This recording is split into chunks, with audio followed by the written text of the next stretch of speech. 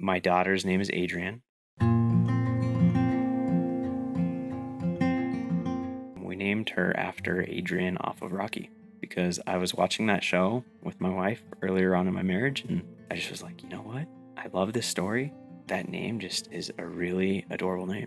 If we ever have a little girl, we need to name her Adrian. And so it's kind of what it came down to. And her middle name is Jewel. That is based after an ancestor of my wife's. She traveled across the plains, and she has quite an amazing story. Welcome to Still a Part of Us, a place where moms and dads share the story of their child who was stillborn or who died in infancy. I'm Winter. And I'm Lee. We are grateful you joined us today. Please note that this is a story of loss and has triggers. Thanks to our lost parents who are willing to be vulnerable and share their children with us. If you're listening to this podcast, just know that on our YouTube channel there are pictures and videos that are related to the stories that are being shared. Subscribe and share it with a friend that might need it, and tell them to subscribe. Why? Because people need to know that even though our babies are no longer with us, they're still a part of us. I'd like to thank you for coming.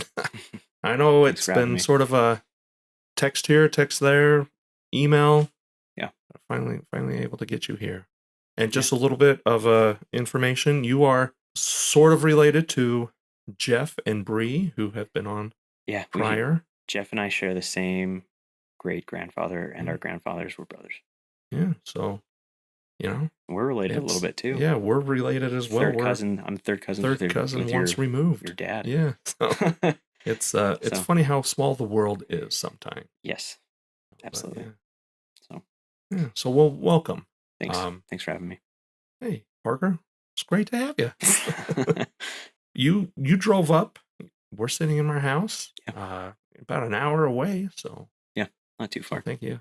Tell us about you a little bit. Tell us about you and your wife, Rebecca. Yeah. So I grew up here in Utah my whole life.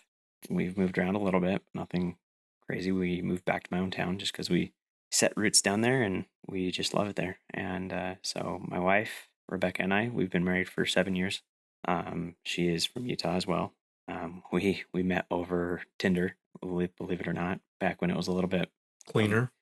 Yeah, it was like, I don't know, it was like, there was kind of a shameful aspect of it. Like, you were online dating, like it was before like the norm. Like, I don't know, Utah is kind of a weird culture when it comes to that, but we found each other twice. Quite believe it or not, and actually stood her up on my first date. And so I'm really, really lucky that she chose to keep me around, because then my dating game was definitely subpar. So yeah, but we have 3 kids, and so we have a 5-year-old, and then Adrian, and then we just had our rainbow baby a few months ago. So. Now, just to clarification, Adrian, your daughter, your middle child. Sure. How long ago was she born?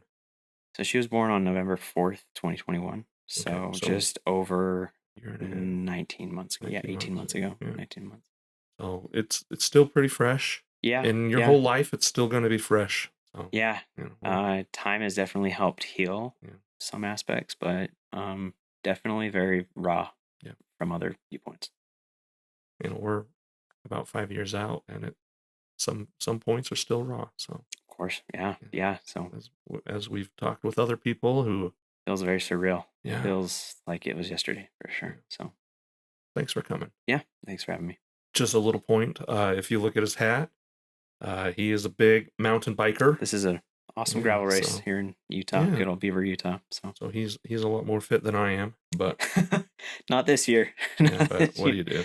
Well, even this year, you're a lot more fit. So I always I've been riding bikes for a long time, and I have an older brother who got me into it. I worked at a bike shop for longer than a decade, and I've always coined the term, because I when I'm in shape, I place pretty well, middle pack usually, but when I'm out of shape, like right now, I usually come in second, third to last, sometimes last. But I have a term that I say where last place has never looked so good, though. Like so, yeah. Hey, the penultimate place. So. Absolutely. So, gets me out of the house, gets me, out in nature. Yeah, it's nice. Okay. So, well, let's talk about your daughter. Sure. Let's talk about Adrian.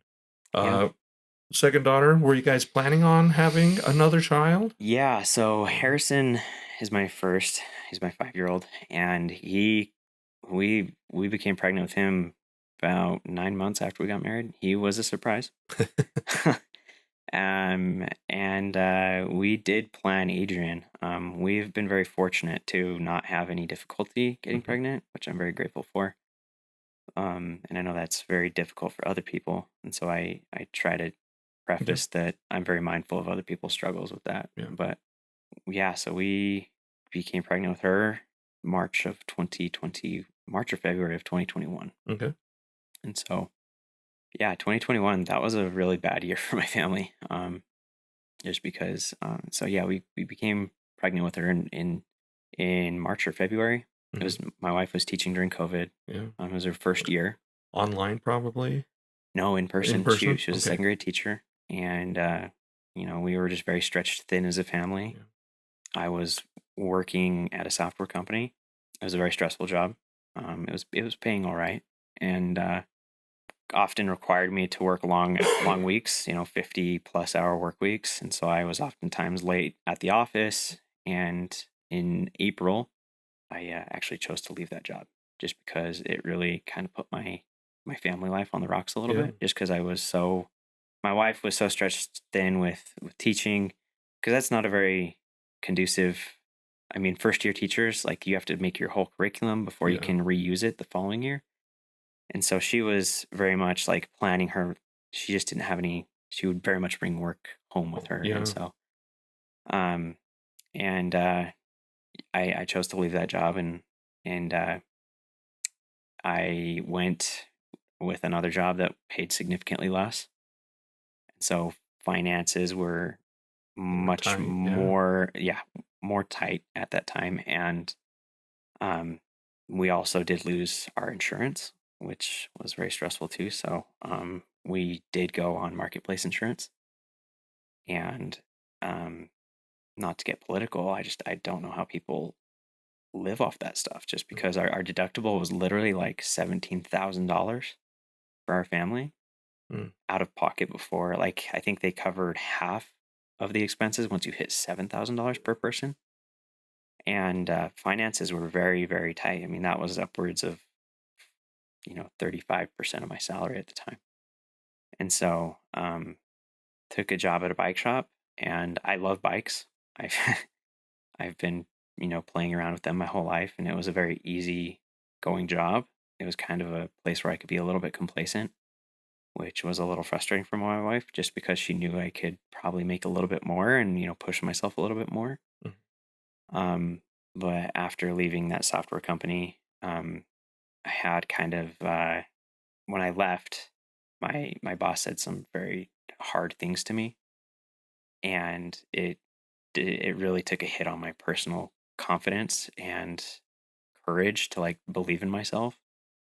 And so I kind of just took the easy way out, just taking an easy job. But anyways, so I took that job in April, and then in May, my brother, I have 5 siblings, and so my brother, my third oldest brother, he started having some significant health issues, and that's when he discovered that he had 2 different forms of, he had a sarcoma in his lungs, and he also had not multiple myeloma. He had non-Hodgkin's lymphoma. Okay. And so it was really aggressive, and so he went on chemo. They were really positive about the outcome. Not that has anything to do with the story, but everything just compounded in this year. And so we ended up, stressful year. Yeah, from the get-go. And so yeah, sure. I lived in a city called Eagle Mountain, and it's way out in the middle of nowhere on the west side of Utah County. And we were very much in Pleasant Grove. That's where I grew up, and we were driving back and forth every day. And it just wasn't a good fit for us. The neighborhood just was a little too social for us.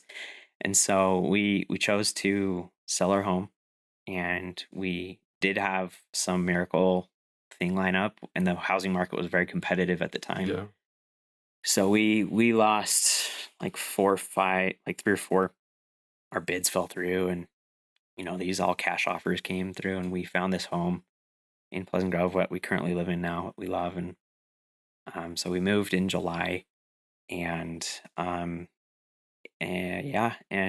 everything was, so throughout the whole duration of my pregnancy, I was like very much very negative about like, oh, this is going to cost so much. This is going to cost so much. And a lot of the proceeds from the sale of our home, because we did have a good chunk of equity that we were able to cash out or just put in the bank, that was going to pay for our pregnancy, and that was the plan. And so I was like, well, we weren't like, we had the money, but at the same time, it still was very stressful, just because if anything else happened, like, it will cost us more than I know that I have. Yeah. And so I was just vocal, like very negative about like going to the doctor, but I didn't realize that me saying these things would cause my wife not to really want to go to the doctor, just because she was afraid that it was going to stress me out. Oh.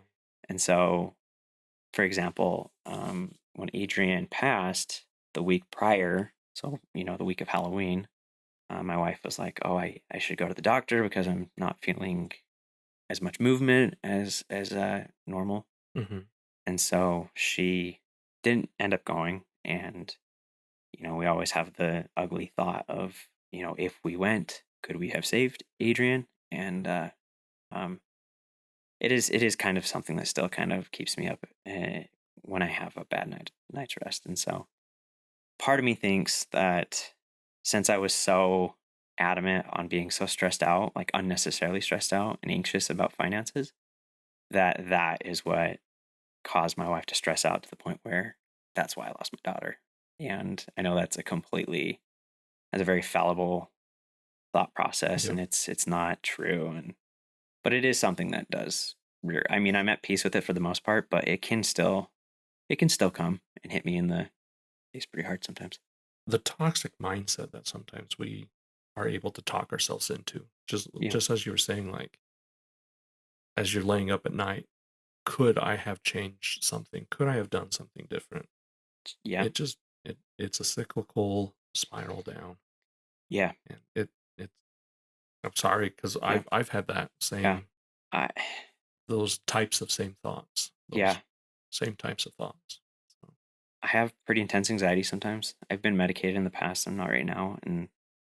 But I just remember on November 3rd, the night before Adrian, because it was our last checkup before we were to be induced on the 8th. And so I just remember I would commute by bike to my job, and it was late, it was cold. And I just remember I was just riding on this bike path home, and something just felt horribly off.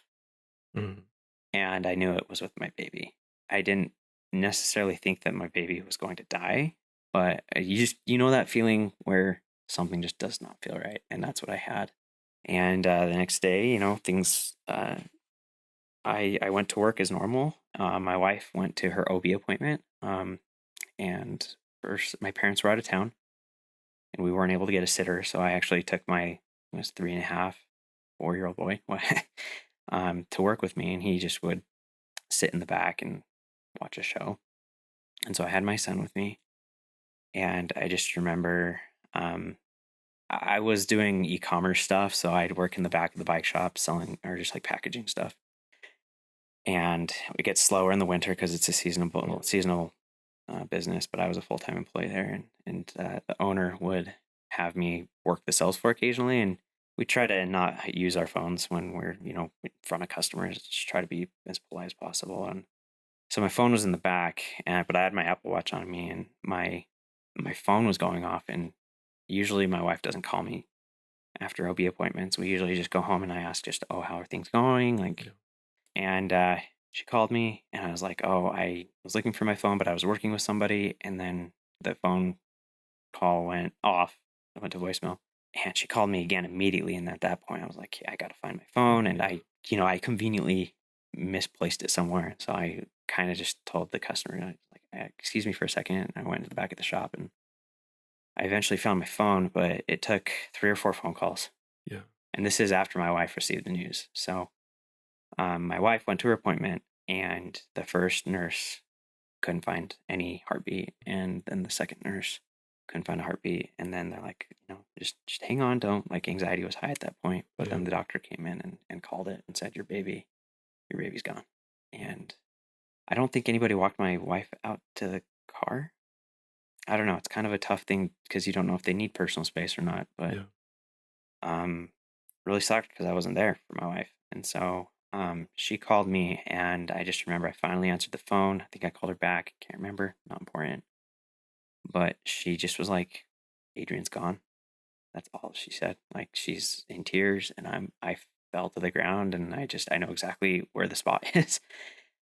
Um, and she's like, "Adrian is gone," and I was like, "No, no, like this can't be happening." Like, so I just was like, "Okay, I'm leaving right now." I went to my boss, and I just said, "My baby just died." Like, I mean, the poor guy. Like, I just come up and drop this nuclear Yeah. bomb on him, and he's like, "Yeah, go. Like, just stop whatever you're doing." And I literally just grabbed my son and I took him over to I have a brother who lives a mile and a half away from me, and I just took him over there, and because I had to go home to my wife, and I just my 3.5-year old. I mean, he, as sweet as he is, he can't fully understand what's going on, and so I drop off my son at my brother's house. My first phone call was to my oldest brother. He's always been one of the biggest influencers in my life. Like Yeah. he He's a big he brother. taught me to love bikes. He taught me to race bikes. He's just a good guy. And I called him, and he was on his bike. I mean, he usually doesn't answer his phone because he owns a company that requires him to be on his computer a lot on Zoom calls, and he answered his phone. He was on a bike ride, and he's like, "Hey, how's things going?" And I was like, "My baby just died." And I didn't know what to ask of him. I didn't know but I just needed to tell somebody. Yeah. And then he I mean, I don't know. I don't know what I asked of him. I just was like, just, we'll need help. Like, and I have a friend who lives in St. George, and I called him, and I just was like, he's like a second brother to me, and he grew up next door to my family, and I called him, and I was just like, dude, crap just hit the fan, and my baby just died because he had 5 miscarriages, like 4 or 5 miscarriages. So I mean, I know that things are different, but Yeah. a loss is a loss, Right. and he just was like, "I'm so sorry," and so his wife was able to point me towards some nonprofits that can help us like navigate the hospital experience. And so I called this nonprofit, and I ended up receiving services through another nonprofit that is sponsored by Intermountain Healthcare. They sponsor a few hospitals in Utah County that the other one doesn't cover. And so they came when they did plaster molds of Adrian. But at that point, I went home. My wife was in tears. We were just sobbing, and they're just like, "Yeah, we got to go to the hospital today to get this baby out of my wife's womb." And so can I ask? yeah, You'd gone to work, so I'm assuming yeah, the OB appointment was first thing in the morning, yeah. mid morning. It was like 9 in the morning, like She 10 in the calls morning, you about 10:30, something like 10:30. that. So it's just like before lunch, and Yeah. so Did she? And when you got home, things started happening with the nonprofit, figuring out like yeah. what were your options at that So point for I called the Adrian? nonprofit, and someone just showed up at the hospital. I wasn't on the phone with them for a long time, but her parents came down later that day to come get my 3-year-old, and so he could have coverage and babysitting while we were in the hospital because we delivered C-section, and so she was going to be in the hospital for at least 3 days recovering. And so yeah, the hardest thing is like husbands, we usually get pretty casual with these routine appointments. We go to the 20-week anatomy scan where we find out the gender, and then we usually just stay back and just let our wives tell us about these appointments. And one thing that I did change, because we have had another baby since, and so one thing that we did that I promised my wife is that I would do everything within my power to go to every stinking appointment with her. And I did that for the most part. Like I've since found new employment which pays better, which is great, better benefits, and they're very mindful of my situation, and they honored my request to just please let me get to these appointments. Like I have a job that's I have a lot of autonomy to kind of make my own schedule, which I'm very grateful for. But so I was able to accommodate her on 90% of her visits. So But it was really like one thing that still haunts me to this day is I wasn't in that room with her when she received that news that our baby had passed away. Like It's a situation. just like thinking about your wife, like just being alone through a hardship like that, it is soul crushing. Like, you want to be there to just like give her a hug, coach her through it. Not coach her through it. I can't coach anybody through that. Like, I can't coach myself through that. But just be there with. Just to hold her through that, and yeah, that sucked. That really sucked. So. What we learned from trials. Yeah, of course. And so we went into the hospital about 3 o'clock that afternoon. Same day. Yeah. And so we knew. We went in labor and delivery, and when you're delivering, like when we delivered our first, it was like the people who our OB who's doing the C-section, all our babies were C-section, by the way. The first one was a C-section due to poor tracing, and then we just voluntarily did them after that, just because my wife liked it that way. And so, and I just remember when Harrison was born, the doctors were talking. You could hear the heart monitors and it's very different. Yeah, and when we were delivering Adrian, they had her on the operating table, and then they had the sheet that they put over her belly. It was just dead silent, just like absolute soul crushing quiet. And my wife and I were just sitting there like with a quiet, please, just like, we want to hear that cry. We want to hear that baby draw her first breath of air. And I just remember the OB saying, okay, there's gonna be some pressure. And then that's when they pull the baby out of the womb, and quiet, just pure quiet. And then I got up to, we were like, please, just this one time, please let the doctors be wrong. Please just let them not be right. And obviously we didn't get our wish. Our baby was born, and born sleeping. And so she was 7 pounds, 14 ounces. Big jump from our first. Our first was 5'4". He was itty bitty, and she was like, we always talked about, like, just, you want a chunky big baby, and we got that with her. And she was just, she was just so beautiful. Like, she was everything we wanted in a baby, and she's just not breathing. Just couldn't have her. Yeah. So isn't it so sad? Like, because I had that same thought. Like, these doctors are wrong. We'll give birth. Brandon will come out screaming. Yeah, and we'll prove them wrong. Yeah, she didn't. And I'm great. Like, at the hospital we were at, they were very accommodating. We did not get. I've heard horror stories where families get pushed down to the nursery floor, but they kept us on labor and delivery, which was on the 3rd floor, so it was pretty quiet. They have a fallen leaf picture outside your door to indicate that your baby has passed.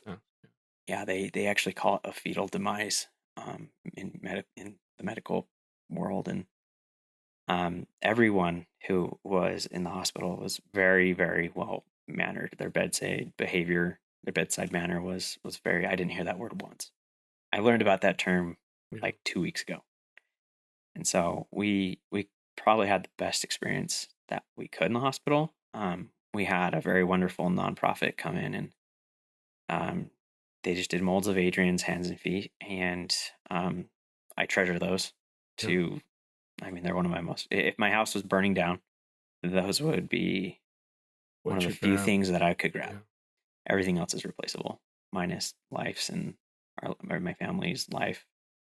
And that's like the only material thing we have of her. And so we were in the hospital with her for 3 days, and she was on this cuddle cot, which helps preserve her body, so we could have her. We were there. We had her for like 72 hours, which a lot of families don't get. Yeah, that's because we only had our son for 24 hours. Yeah. but our hospital didn't have a cuddle cot, Yeah.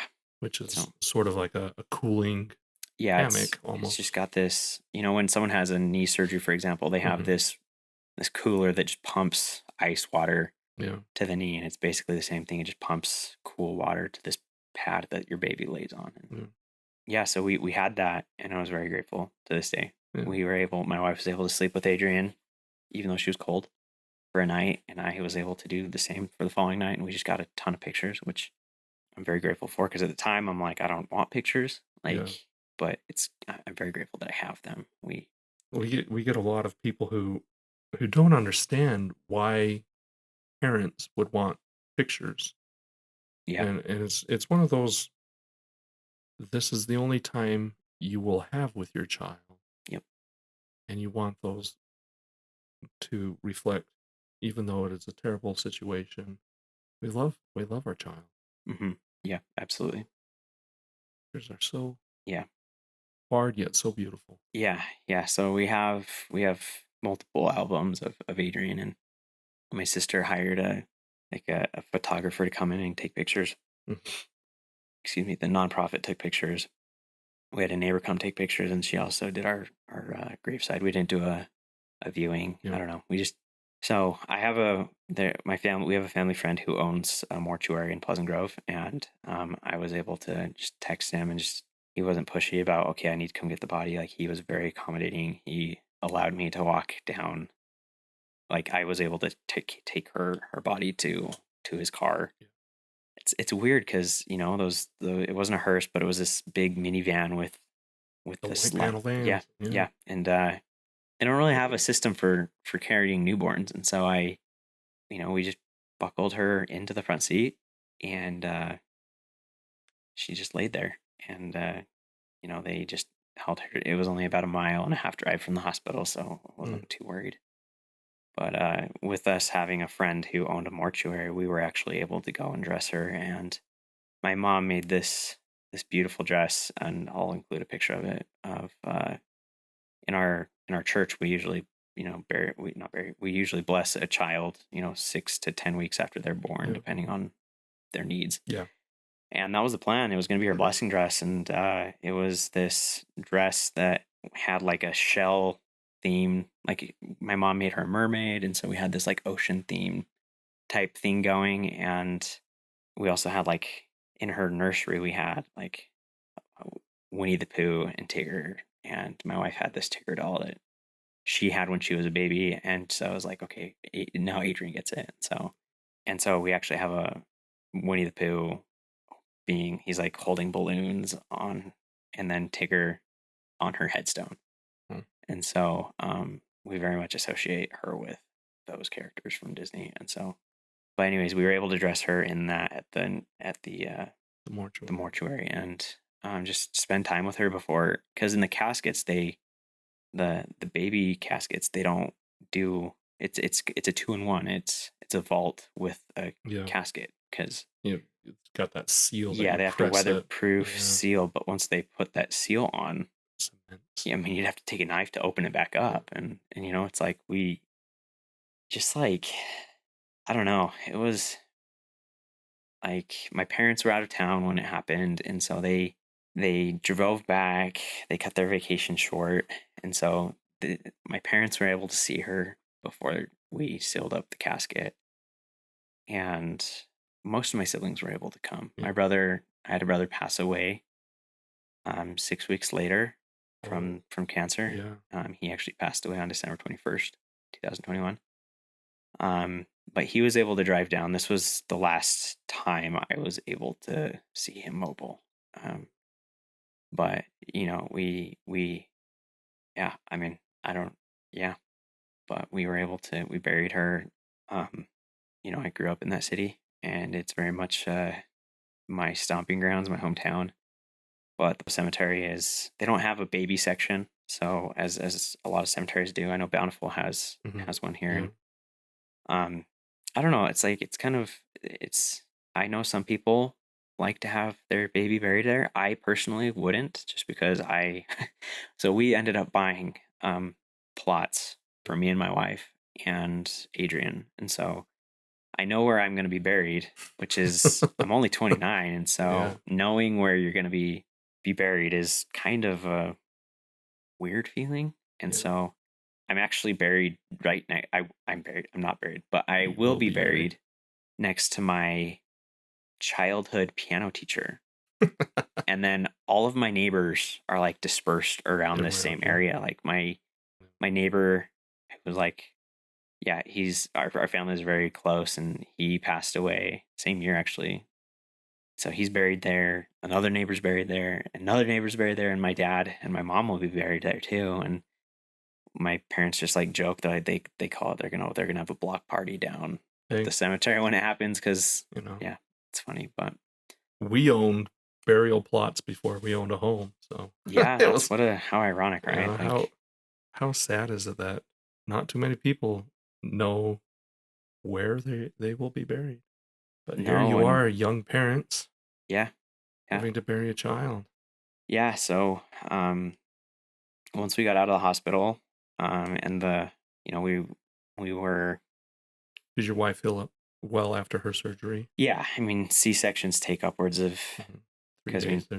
Yeah, so you're in the hospital for 3 days, but the incision takes 2 months to like fully heal. But then you got lots of sensitive scar tissue. It does take longer to get back to normal life, normal activities like bending over, picking things up, because we have a 4-year-old and he weighs 30 pounds and got to pick him up, and can't really do that for a while. So, anyways, we went to the cemetery, bought our plots, and the cemetery guys in Pleasant Grove, they have a beard like you, like the what do they call the guy who owns or not owns, but who runs the cemetery, the undertaker.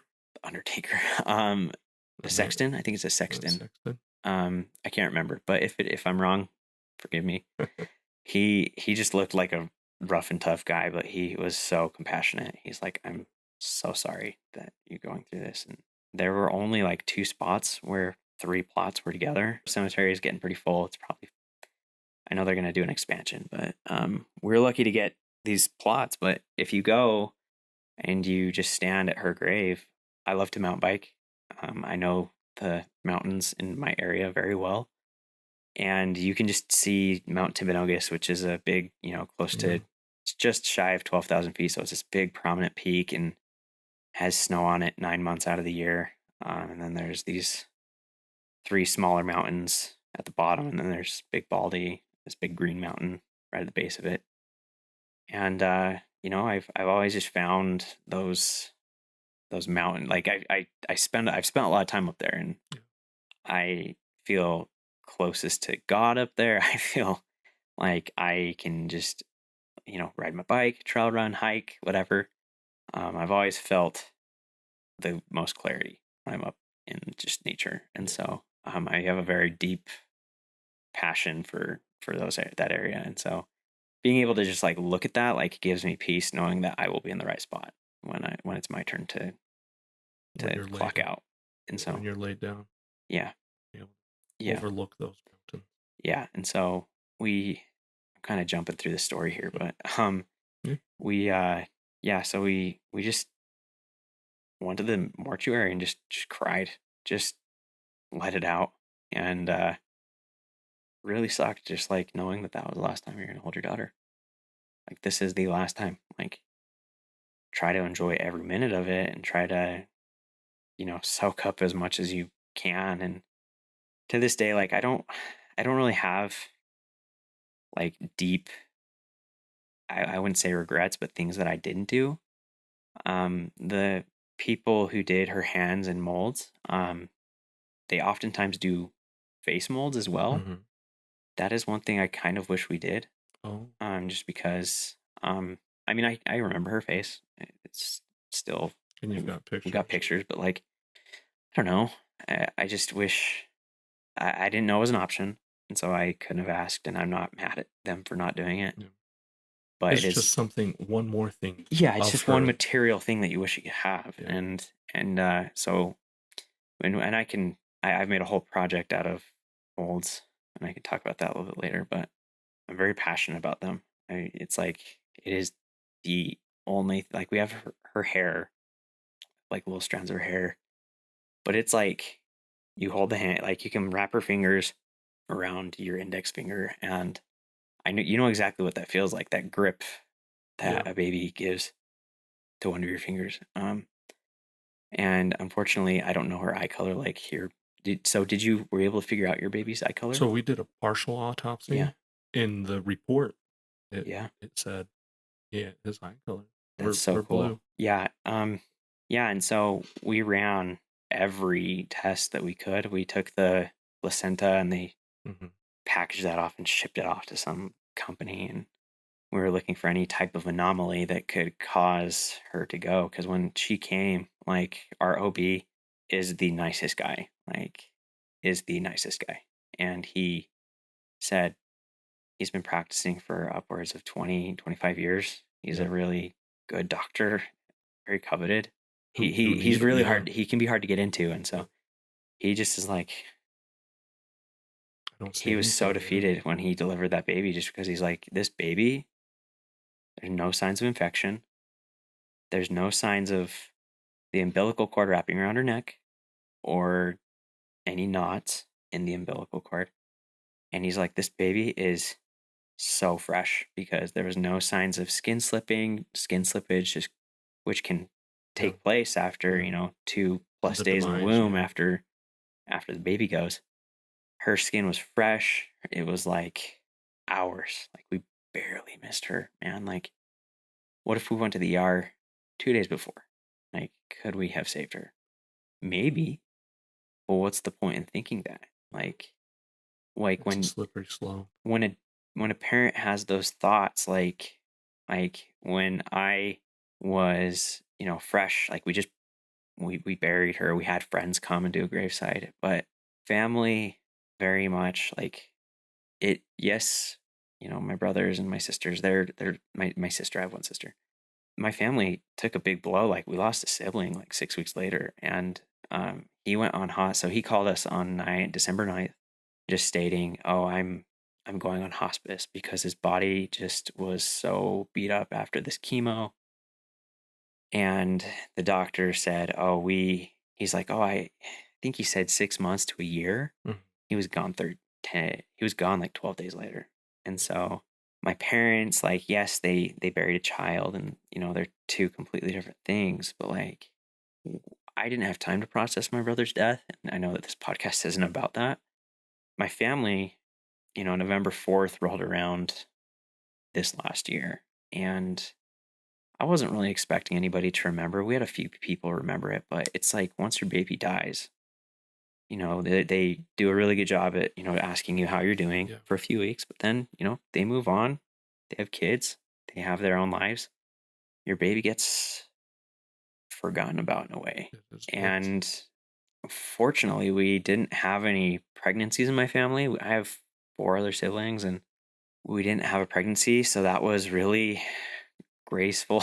Like that would have been very hard. And I just remember feeling really sad just because you want your baby to be remembered. And um I have people reach out occasionally, but um I very much and my wife are really the only ones that remember our baby.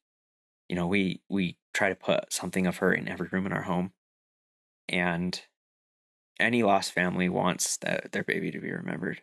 And I don't know. I love my family, and this isn't any dig at them, but we don't get that a lot. And I know they're gonna watch this and they're gonna be like, "Oh, suck," but no, they were great. But my friends and my family, they very much have moved on, which is that's their life. Like, but a part of me still feels like I grew up, and a part of me feels like I still go to church every week. I still try to pray. I mean, I could be doing more, obviously, but I feel like a huge part of me died with my daughter on November 4th, Yeah. even though we have had a baby since, which has helped heal us in several ways. And we do have another little girl, which I am like so grateful for, because my little boy loves my wife so much. My wife is so good to him, and there's a very special bond between a mother and a son. And then there's something between a dad and a daughter. And so I just wanted that in the absolute worst way. Yeah. I felt so robbed not being able to have my own daughter. And so I do have a daughter now, and I love her to shreds. She's the very best thing that I have in my life right now, alongside my son and my wife. But just having someone talk to you about your baby of their own free will means so much. Like, if someone just shoots you a text randomly, whether it's on the anniversary date, whether it's whatever, just, hey, Lee, thinking about Brennan today. Hope you're doing good. I just wish that we had that a little bit more. Just because after her death, like I said, I still feel like a huge part of me is just dead weight. Like, it's part of the joy of pregnancy is thinking of a life that you will have with this child. Yeah.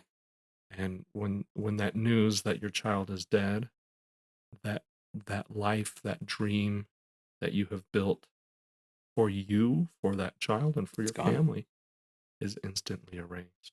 And we had a nursery at our house. We had, we didn't go in there for months.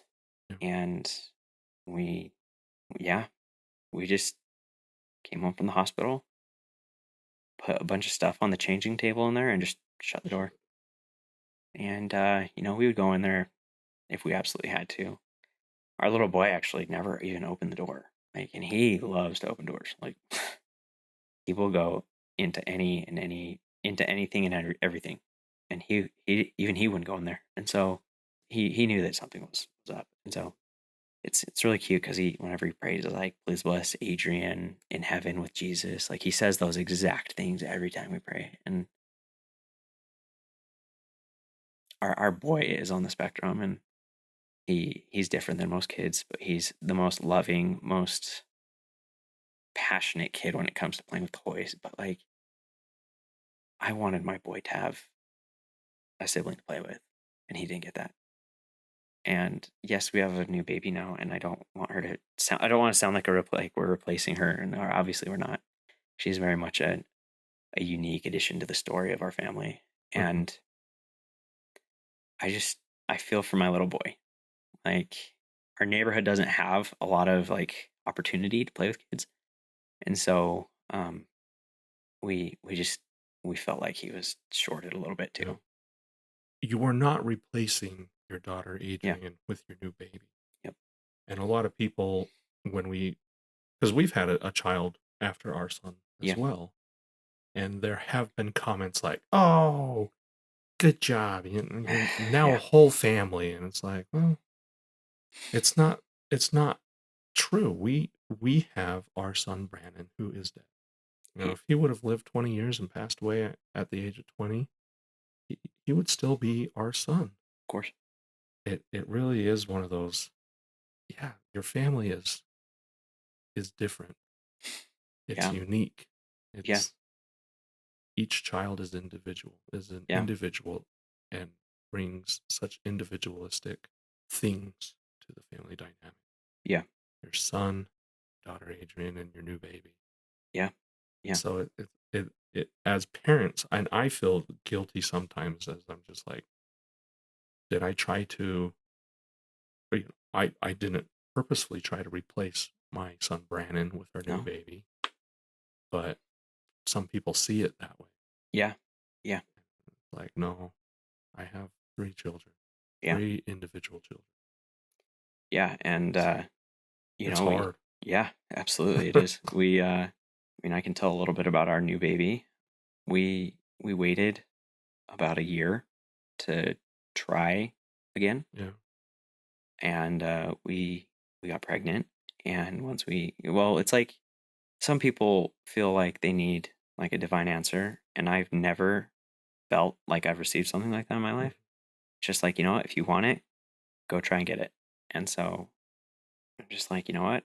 I'll receive personal feelings and, intuition as I pursue something in life. And so we got pregnant with our next baby, and that pregnancy is just riddled with anxiety. And I know this isn't a rainbow baby pregnancy podcast, but it was a tough journey. I was able to take a lot of the things I learned from our Adrian pregnancy, and we did have a better experience, but it also was really hard.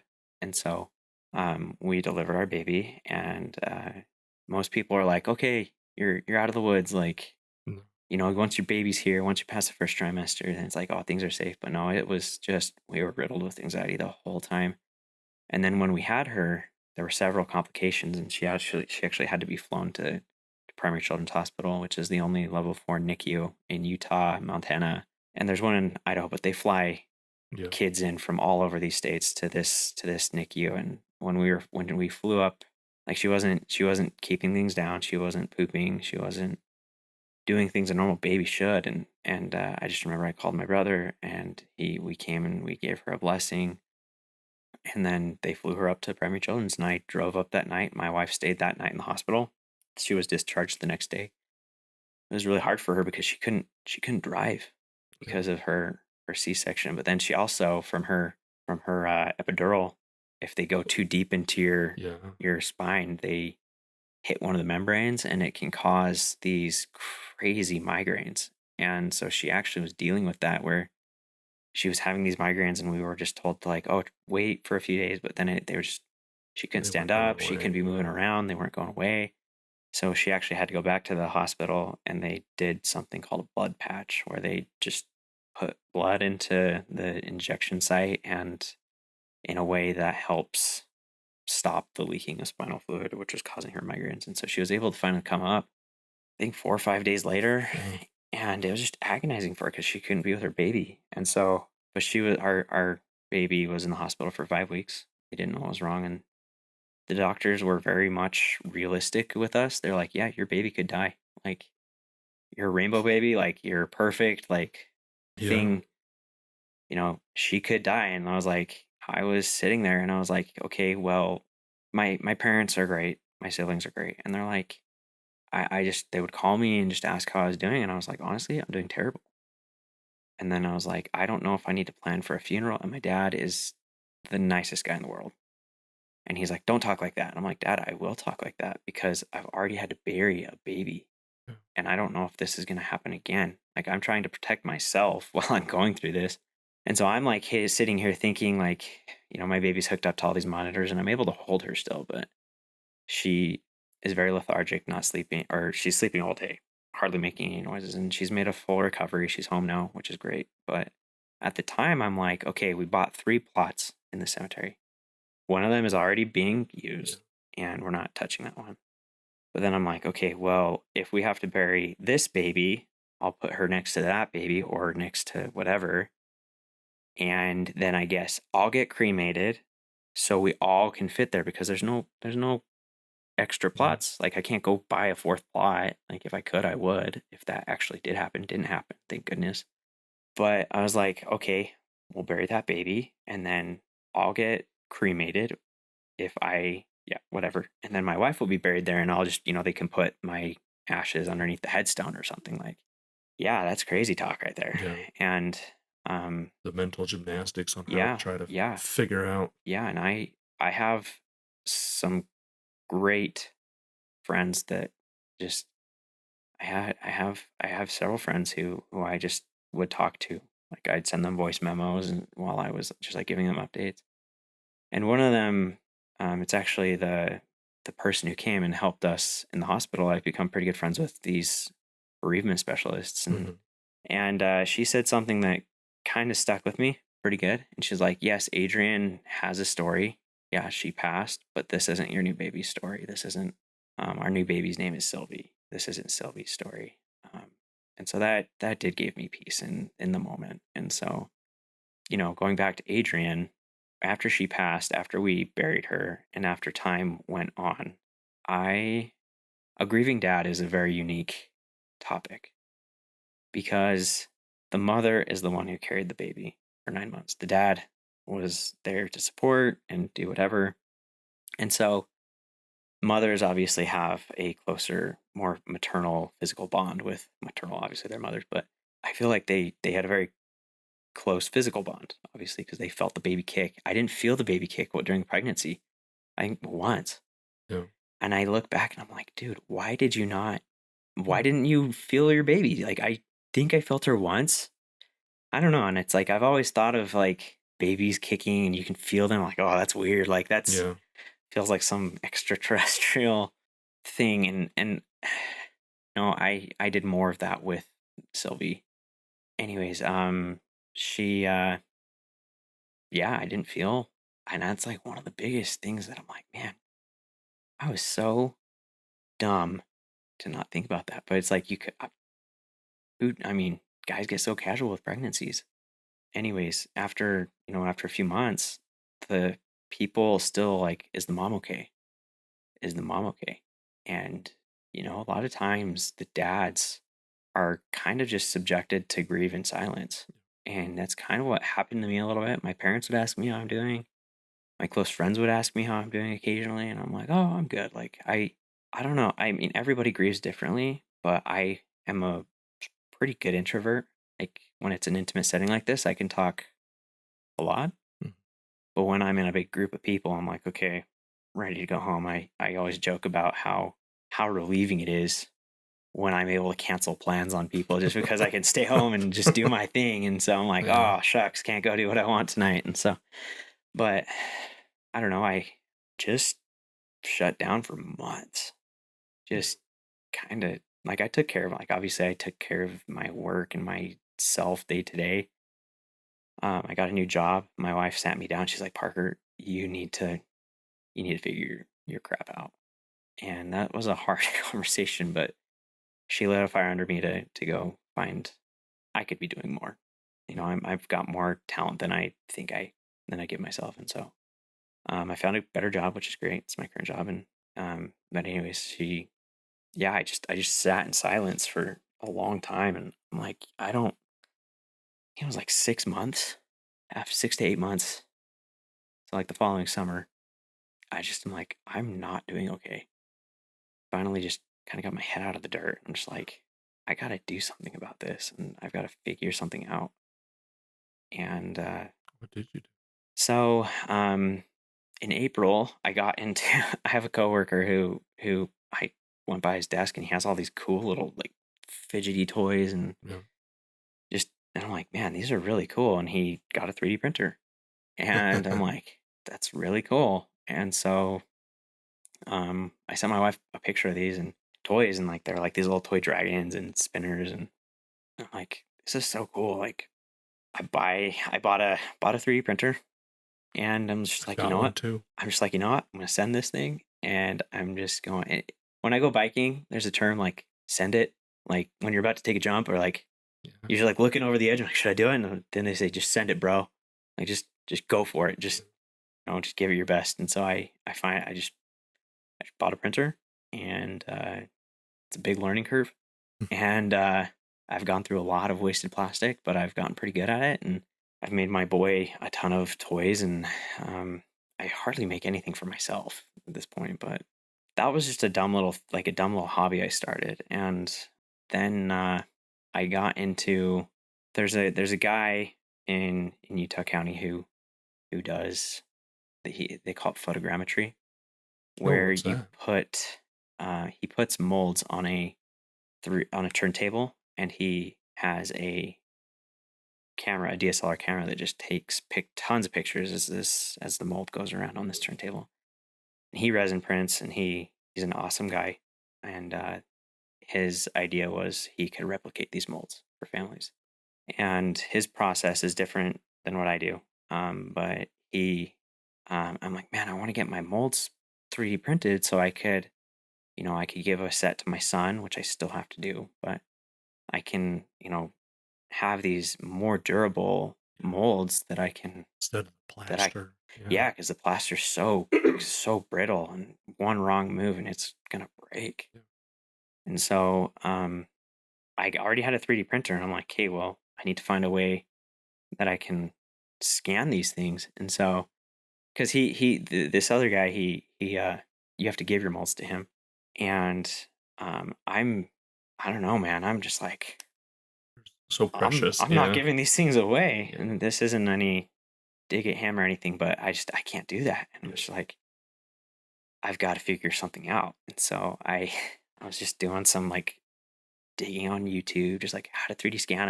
I have an iPhone, and there's LiDAR on it, which is like a 3D scanning like capability, but all the apps were terrible. Like they looked like a drawing my 4-year-old would do. And so I eventually like fell upon this brand that started on Kickstarter, and they have these 3D scanners, and I just was like, you know what? Like it was an investment. The scanner was like $800, and she's like, you know what? I need to get, like, if I hate it, I'll send it back to Amazon. Like, what's the worst thing that can happen? So I ended up buying a scanner, and I practiced with it, and I was able to scan Adrian's molds and get a 3D rendering of them on my computer, and then I could clean them up in there's an app called Blender, where you can, there's imperfections from the scan. It picks up like little white dots, and you can take those out, and you can smooth the skin. And I just was like, man, this is really cool. So I didn't actually print anything from that point, but 3D printing, you can there's these things called lithophanes. If you Google it, it essentially is somebody taking an image and just rendering it in a 3D way. And essentially what it is the darker tones take more material, and the lighter tones take less material, and you put a light behind it, and you can see a picture, a 3D printed picture. And so I started, so I found a guy who makes, or he has a website where you put in a photo and it generates a file to create a sphere. It's a lunar sphere, so it's got a texture of the moon, but it also embosses a picture of whatever on there. So I put a picture of Adrian on there, and I printed it, and I'll show a quick picture of it here. I printed it, and it was a picture of my baby, and it's just like the most perfect little thing. It's just a picture of her. So basically, I'm going to show it. Basically, there's a picture of her right there. So if you can see that. And you put a light bulb in it, and she's sleeping with the moon behind her. And it's like, man, that is so beautiful. And so I shared it with some friends on Facebook, and I've printed a ton of them and given them I give them to lost families for free. So I named it Adrian Lights.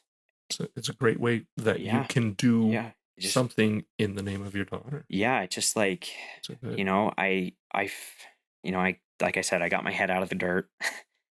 And I've always found peace in serving others, whether it be for church or just because I want to. In this way, it was because I wanted to. And I started printing these lights for these families. And then after I printed these lights is when I got into the 3D mold scanning and stuff. And so then I printed her molds, and this is really cool. And I've since started giving these services to lost families. And so it's really easy to do something for free for people. Like I give the first set of molds away for free, and then some families ask for multiple sets. And after that, I simply just charge for materials, and it's like $10-15 depending on the size of the molds usually.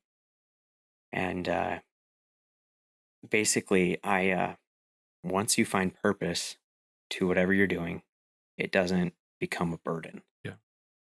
And I have met so many great families throughout Utah. I've traveled to St. George. I'm going to Vernal this next weekend to meet 15 families. And I'm going I have like 30 families in northern Utah 30 to 50 families in northern Utah that are wanting this service. And I'm like, wow, it's had such a positive reception to the point where I can't keep up with it. Like with it being a one-man show, like it's really like overwhelming. And so like I can go a month without doing, like I haven't touched it since we had our baby, but like it helps me feel close to my daughter. And once you find purpose to do something, whether it be your podcast, because I assume you started this to in a way for your baby. In a way.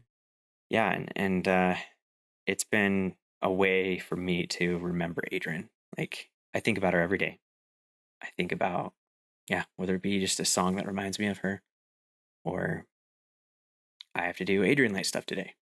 There's her name. Like, and it's been an amazing experience. But I started going to so going back to me pulling my head out of the dirt, I started going to a support group. And it's just a bunch of moms. Dads don't usually go to these things. I'm like, there's like maybe one on a good month. There's like 3 dads, but they're usually pretty quiet. And once I got to know some of the people there, I became pretty good friends with them. And I don't know, it's just once you're able to start talking about your baby, sharing your experiences, whether it's, the good, the bad, the ugly, most of it is bad and the ugly, when your baby dies. But I want people to, like I said, I want people to remember Adrian. I want people to remember her story, like, and what good she has helped bring to my life and to my family's life. And I mean, so we went to a support group with share parents. And the moderator asked the first week we were there, how do you parent your child who's passed away? What a weird question, right? It is. At first, you're like, what? That's I don't parent my baby. but then they're not here. But doing these service things, doing the Adrian Lights, helping these parents, you would be spending time with a child no matter what. And this is one way that you can spend time in the name of your child. Yeah, absolutely. Our podcast, we do it for Brandon. Yeah. Like, this is us parenting our child. This is one way that we can connect with them. As parents, as you were saying, we want people to see the good in the world that our child would have brought. And does bring. There's ways. And does bring, yeah. That is one thing that I've been able to do in my life is help others. And in a way, I do help myself with it, but baby stuff is heavy, man. It's like I have on weeks and I have off weeks. Yeah. There are weeks when I can like go at it, meet 2 families, go scan their molds and go get them printed. Then I can go 2-3 weeks or months even. And it's just like, I am so like emotionally spent. Emotional. Yeah. It's heavy. It's very taxing. And it's really nice because I can do it at my own speed. And unfortunately, it takes months. I've got families in St. George that I scanned last October, and I've gotten most of the molds to families, but there's a few that I still am like trying. There's a big bottleneck in my process. So I print them, and then I have to sand them, and then I have to polish them, and there's this big bottleneck where, like I said, it's only me, and my wife helps me occasionally. She helps me stay organized, and I would never, ask my wife to do something she doesn't want to do. Mm-hmm. I have some people who are like willing to help now, and that's going to help a lot. But it just sucks the soul out of you in a way. And you have to rest. yeah, I don't know how to put it. Good days and bad days, of course. So it's a wonderful thing that you're doing, because it brings you closer to Adrian, and it shows the world that she has purpose. She has impact. Yeah, and so whenever I go around and I see like Rocky themed stuff somewhere, and man, it's just like I always get a little emotional whenever I see like Rocky stuff. Like, I love the Rocky story of just like the underdog, Yeah. But the story of Adrian, like, just is so, like, obviously we named our daughter after her, and like, I watch Rocky with a different mindset now. Like, such a random thing, but I was on the internet a few months ago, and I saw this sticker. There's a sticker site called Redbubble, and it's just these independent artists can upload their designs, and if you order it, it gives them a little kickback or something. Mm-hmm. And then I found this sticker where it says "Yo," and it's got Y, and then the O is Rocky's face all beat up after a fight. And so I ordered a big one. It's on the back of my car, and just like, I don't know, I've got her name on I've had her name on my bikes before. Like a lot of guys put their name on their bikes. Like it's just kind of a thing guys do and racers do. And I'm not, like I said, I'm not fast. I'm slow, but, I put her name on my bike. Like, so when, this race, for example, it's a race that goes over 70 miles. It's got 10,000 feet of climbing. It's actually today. It's happening on today. And I decided to not do it this year just because of our baby, but I'm doing it next year and I'm stoked for it. But, you're going up this gradient this like 2 or 3 mile section that covers 3,000 feet of climbing, and it's hot. It's over 100 degrees, and it's just like being able to look down on my top tube of my bike and just seeing my daughter's name. I'm like, okay, I'm hurting an insane amount. My body's cramping.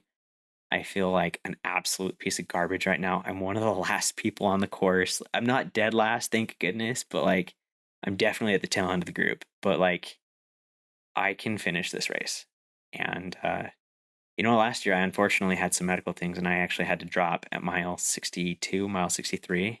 And so I'm extra hungry to go back and get it done. And so, but anyways, just like one thing that I've learned is with our daughter is just like having little bits and pieces of her everywhere with me. Like I've got something on my keychain that has her name on it. I've got, I don't have a tattoo. I've considered it, and I know lots of lost families who have tattoos in honor of their baby. And I'm like, I don't know. I'm like trying to find that right thing to get for her. And I probably will do it. I put her birthstone in my wedding ring, and my wife and I need to get something for my wife actually, now that I think about it.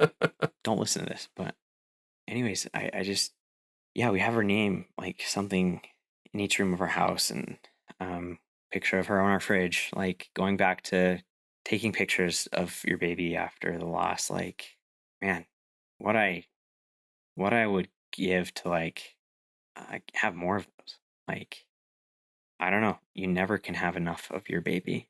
Yeah. And you are just hungry to just I don't know, maybe not hungry, but you long to hold your baby again. And there's I don't know if anybody on this podcast has talked about Molly Bears. Yes. Yeah, Molly Bears is an amazing organization, a nonprofit, where they make bears the weight of your baby. And there's a theme. The bear is themed after your baby. And so, like I said, we had kind of an ocean theme with our baby, but we also had like a Winnie the Pooh theme. So we have Tigger and Winnie the Pooh on her gravestone, but her bear, which is almost 8 pounds, it is this big weighted bear. And I held it for the first time, like after we've had it for 9-10 months, and I finally held it. And I just like, was she this big? Like, you forget about it, but like that weight of, it's a stuffed bear. It doesn't like fit in your arm. Like you can't cradle it or rock it to sleep. But like, I got so emotional after I just picked it up, and I was like, holy crap. She was a huge baby, and she was everything we wanted. And, I love the little things that you can have to remember your baby. It's been really cool to hear how other families honor their baby. Like they do a balloon release at the birthday, or they actually throw like a full on shindig at the birthday. And some people are like that. I'm like, I don't think I'd do that, but like, I definitely believe in like taking a day to remember her. And like at her year mark, we thought that it would be a heavy day, and it was hard. Like, obviously we don't have her here, and it was her first birthday, and it's weird to think that I should have like a close to 2-year-old girl running around. We took that, and we only had Harrison at the time, and it's really easy to forget about your current children. And my wife and I made a conscious effort to not forget about Harrison, because he has needs that need to be met too, especially with his uniqueness. And so we went to the zoo that day. We just we let him have so much fun that day. Like the lions were roaring, the animals were so active. Like usually in the wintertime, they're pretty active. Yeah, it's awesome. Go to the zoo in the wintertime, because in the summer they're just like, they're tired, they're hot, they just go in the shade and lay down. And so like the bears were swimming around, and it was hilarious because in our yard, tangent, but in our yard we had a lot of perennials that overgrew, and we finally tore them out this year. But snails love to live in these big bushes, and we had this huge snail problem at our house for the first year we were there. And we would you'd walk outside and you'd snap on a big huge snail, and it's nasty. Okay. And so Harrison, because I'm like, snails are gross, and so he thinks snails are gross. And so in the polar bear exhibit at the Hogle Zoo here in Salt Lake, there's the polar bear, but then there's also like a deep sea fish tank that's pressurized. Yeah. And I was like, I just in passing, just said, "Oh, there's a sea snail in there," and he just like clammed up, and there's these big polar bears swimming around, and he's afraid of a snail, like, and we just laughed, but he's since gotten over it. But it was just a funny memory. Like, we, in a way, like, I don't know, experience joy as a family. Yeah, like there's no reason for you, like, yes, grieving is 100% okay, and it's okay to, I mean, you're going to grieve for the rest of your life, but your depression, your anxiety will want you to feel like you cannot have joy in your life after loss. And I can't think of something more fallible than that. You deserve to be happy. You deserve to give your kids happiness. And I want to preface that by saying, like, parents shouldn't feel guilty if they're going through something. Everyone has their own grief journey, and everyone comes to, like you said, good days and bad days. And parenting is hard.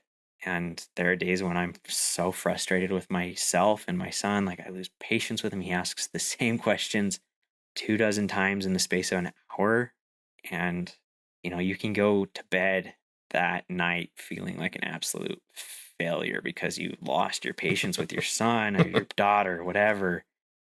But then the next morning, and you're raking yourself over the coals, but then the next morning you wake up and they're like, "Daddy, I love you." Like, they don't remember it. Like, and in a way you're like, okay, I'm going to give myself some grace here and try again. It was great. Yeah, thanks for having me. Hey, Parker, thank you so much. Yeah. Thank you for sharing, Adrian. Thank you for sharing your experience. Yeah, absolutely. So appreciate it.